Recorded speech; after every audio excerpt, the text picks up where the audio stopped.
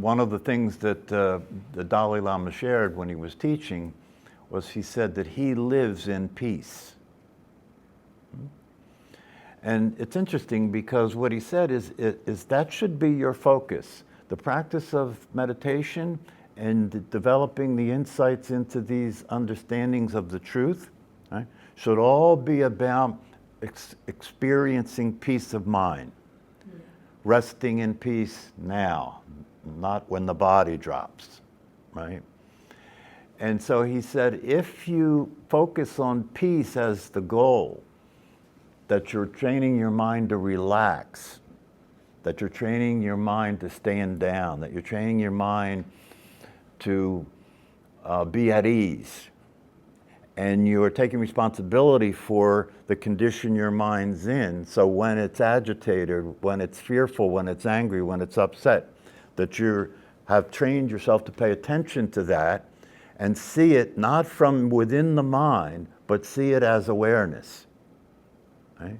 And if you see it as awareness, you can apply compassion to this program that has been programmed to cause suffering.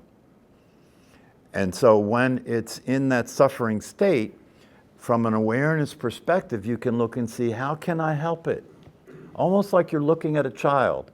How can I help it to relax? How can I help it to be calm? You know? And then just look and see. It may mean, if you can, to just sit quietly for a while and be with it. Be quiet and be still and be with it. Or it may mean taking a walk. Or it may mean having a cup of tea. Right? What would allow this condition to unwind, right? That's what we're doing when we move our attention away from it. We're letting it unwind. Because when you're engaged with it, when you're involved with it, it's not unwinding, it's just replaying your conditioning, just replaying your past experiences, you know. The other thing, when I was listening to the Dalai Lama today, he mentioned the idea that the reason that it's so difficult for us to deal with our anger and our fear and our ignorant behavior, right, is because we've practiced it. We've been practicing it, first of all, and secondly, we live in a global collective human tribe, right, that believes that the state of mind is reality. So we're living in that, we're dealing in that every day when we interact with other people, right? So that feeds, that feeds the conditioning, right? And so the other thing that he said about it is one of the reasons that it's very difficult is because this is something, in the way he said it, something that you've been continuing to operate from for many lifetimes. Now you could take that to be that he's referring to reincarnation, but the way I heard that was not reincarnation. The way I heard that is your parents handed down the mental state that they were living in to you. And they got it from their parents. Yeah. That's the many lifetimes of the mind reappearing from generation to generation, right? So you don't have to believe in reincarnation in terms of you're going to be reborn, right? But the state of mind you live in will be reborn because you will transmit that to your children. And they'll transmit that to their children. And that's the reincarnation. Right? So if you hear about the truth, you're hearing about the possibility of practicing through meditation and through the insights that you can get from the teaching, right? To begin to experience a peace of mind. And if you're experiencing this peace of mind, it gives you a ground of being that's peaceful, so that fear and anger no longer can overwhelm you. So what the Dalai Lama said when he was talking about this, he said, once I had peace of mind, the peace of mind is kind of the space, the peace of mind is kind of the space that anger can't exist in, or it's the space that fear can't exist in. So that's the focus thing, is the peace. Right? And if you establish peace of mind, you will have a place a ground of being from which to deal with the mental states of fear and anger when they arise. And fear and anger are the two most afflictive mental states, aren't they? So if you have enough peace that you can be related to these states of mind in a way where the peace gives you a context or a space in which to hold the fear and the anger, so that the fear and anger could just dissipate like that. Yeah. Just look at this, this really shows us the nature of the condition we're living in. All it takes to disturb you is the temperature. Yeah. That's all. All it takes to disturb you is the weather, right? Not to mention the politics, for Christ's sake, right? And so if you watch the news, right, and you are subjecting yourself to the condition of your mind, right? Because the condition of the mind is a condition in which everything is being interpreted in terms of whether it's good, bad, right, or wrong. I like it, I don't like it, I want it, I don't want it. It's doing that automatically all the time. You don't have to do it, it's doing it for you, and then it's presenting you with the results. And the results are anxiety, fear, right? Yeah. Avoidance, trying to avoid things and so forth. So one of the things that's important to understand, is that it's not the fact that people are the way they are when it comes to how they react to the weather, or people the way they are when it comes to how they react to the news or the politics, right? It's more a question of understanding that if that's disturbing you, it's because your mind is like that mind. That's why it's disturbing you, right? So if you could work with your mind to have your mind get more relaxed, more peaceful, right? Then you can be in that reality and be unaffected by it.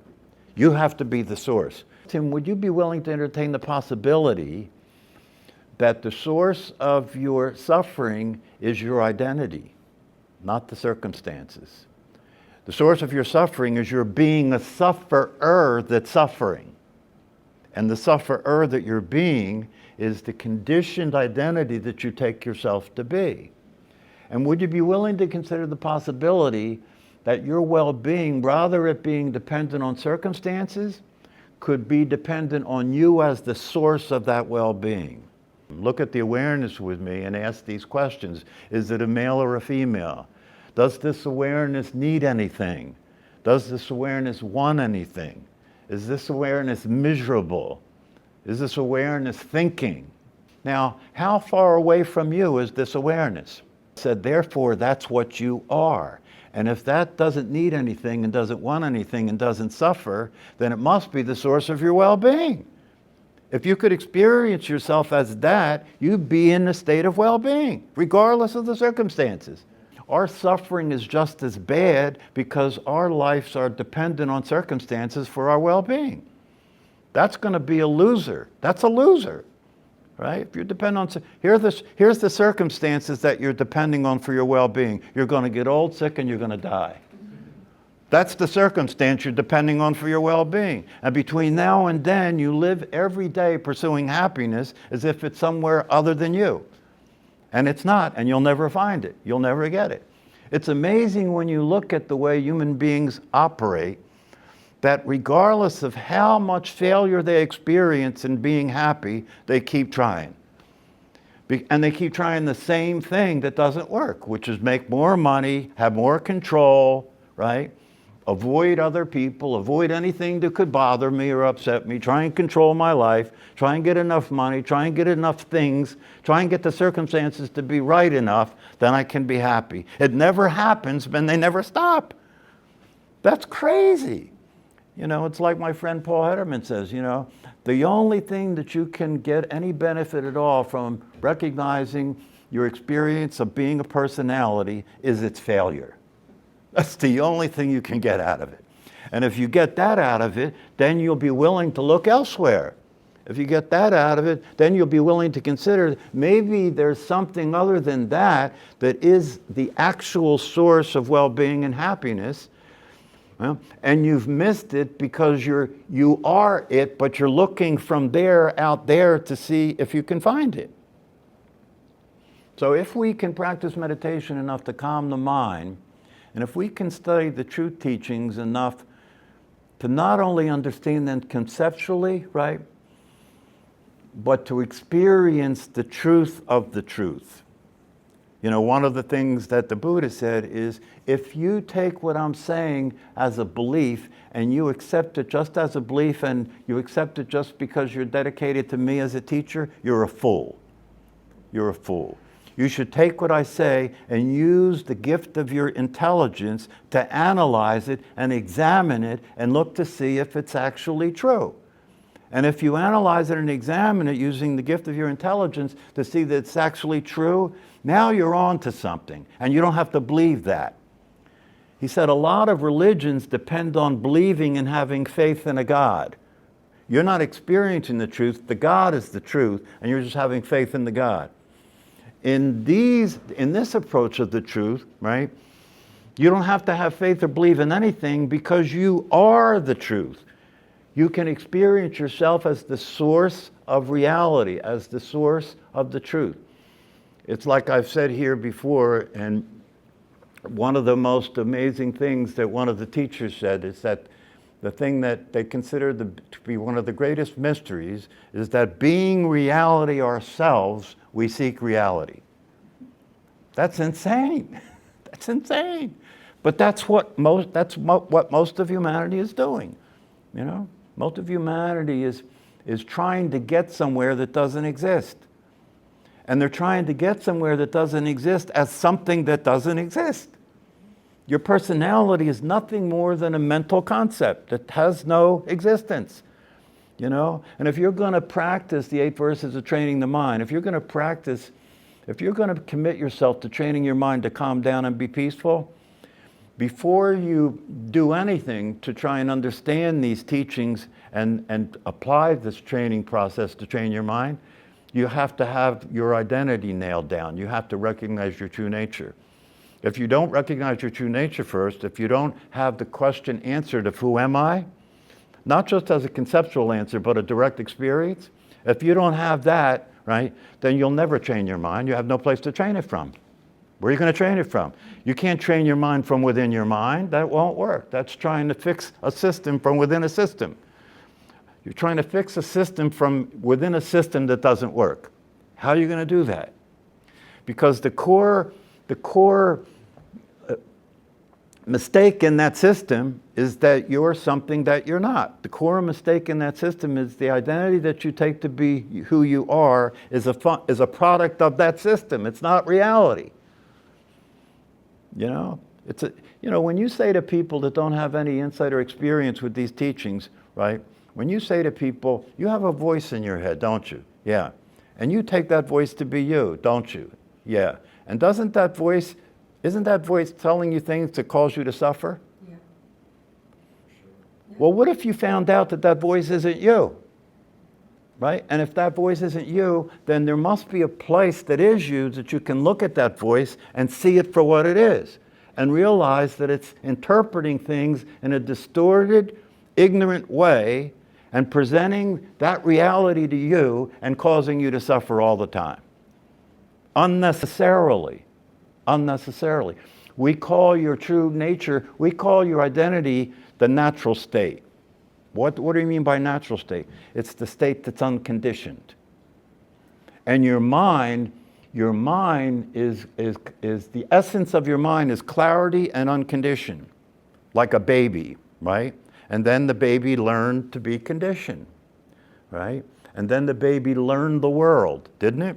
The baby learned the world one word at a time. You know, the philosopher Heidegger said, language is the house of being. Language is the house of being. The baby didn't see a world, right? And then the baby learned one word at a time and the world started to appear. So is that world really out there? Or is the mind projecting that world out there from the way it was conditioned? It's an interesting question, isn't it? What if there is no world out there and that world is nothing but your mind's projection? And if you correct your mind and get your mind to project things as they are consistent with the reality, consistent with the truth, then you'll see a different world. Because you're looking at it from a different place. You're not looking at it from your personality, you're looking at it from awareness itself. And the awareness is unconditioned. So because it's unconditioned, right, the world appears as a reflection of your true nature instead of appearing as a nightmare. Which it is for most people. It's a bad dream, right? It's the same. It's actually the same as sitting meditation in the sense that when you're walking, most of us when we're walking, and we see walking meditation is actually easier to practice than sitting meditation. Why? Because you got to walk. You got to walk. So when you're walking, if you train yourself when you're walking to be aware of the body walking, you'll notice you're never aware of the body walking. You're thinking when you're walking. You're in your head. You're in a mental state when you're walking, right? So when you're practicing walking meditation, you're just walking and you're paying attention. You're giving your attention to what is it like to be aware of the experience of this body walking. That'll be novel for most people, right? It's like, what is it like not to be in your head? That'll be novel for most people, right? And in sitting meditation, what are we doing? We're sitting still. You know, language is corrupt. This is why Ramana Maharshi, when Ramana Maharshi started teaching, right, he didn't say anything. He was just sitting there in silence. And he said, that's my teaching. Just sit with me in silence. And if you can log on to the silence that I'm experiencing, you'll get the teaching. And some people did, right? Of course, most people didn't, right? So then he taught self-inquiry, right? Language is corrupt. Language is corrupt because language, the way language is used, it's the language that we used, what was used to condition our mind. And so it's corrupt, right? The truth is not language. The truth is not conceptual. The truth is not language. The truth is a direct insight into the nature of your own existence. It's not language. It's a direct insight into the nature of your own existence. And when you make contact with that, you make contact with the peace that is natural. You make contact with the truth that is natural, with the natural state when you make contact with that. It's not conceptual. That's why if you do self-inquiry and you ask the question, who am I, right? You're not asking the mind that question. The mind will give you all kinds of answers, right? No, you're not asking that question to get an answer in language. You're asking that question to do the looking and have a direct experience of seeing it. And if you have a direct experience of seeing it, you won't be able to say it, but you will know it. Right? You will know it because you'll experience being it. That's the only possibility. You can't know yourself other than being yourself. You know, you can't know God other than being God. Because what is God? You know, if you get away from all the childish stories that are told about it, right? Maybe the obvious thing that God is the awareness that we all share. That's the universal source of everything that's manifest, right? Which means that we're all God. We're all God. And when you experience yourself that way, you experience that same reality to be the same experience that every other human being is having. Therefore, they are you. Therefore, they are you. So when you see it that way, treating your neighbor as yourself isn't just a good saying. It's a reality that allows you to experience well-being. Yeah. This is what the 8 verses of training the mind are all about. Understanding that if you're experiencing your true nature, right? When you're aware of being who you are, you're in service to those who don't know that. That's what training the mind is all about. You begin to treat everybody the way you want to be treated. You're taking care of yourself by taking care of other people. That's why it feels good. That's what love is. When you're giving to other people, you're experiencing love, right? Not when you're getting love. You know, in the ignorance that most people experience, they think love is something you get. That's not love. If you think love is something that you get, then you're going to be blaming people for not giving it to you in the form that you think you're supposed to be getting it. And that's what happens to people that get married. But if you understand the truth about love, and you understand marriage is giving up your self-centeredness and having the other person be who you're interested in caring about, giving up your self-will and having your will be the intention to take care of another human being, if you're both doing that with one another, that's love. And when you're doing that, you're giving, you're not taking. And it feels good, doesn't it, when you give? And the more you give, the better you feel, right? This is an easy axiom to follow. That's why people who understand the truth about love give their life to service. Because when they're serving people, they're fulfilled. And that's the truth about love. All this guided meditation bullshit is a waste of time, okay? Meditation, if it's going to have the power that it's supposed to have, involves you're simply paying attention to reality. You don't need to be listening to anything to pay attention to reality. If you're doing walking meditation, you're paying attention to now look, when you're doing walking meditation, you're paying attention to the reality that you're the awareness of this body walking. That's reality. Right? But that's not what people are paying attention to. They're paying attention to an interpretation of what's happening all the time. And they're ignoring the body walking, thinking about yesterday and tomorrow. That's called insanity. The most profound experience you could have in your life is your own absence. Because your presence is a nightmare.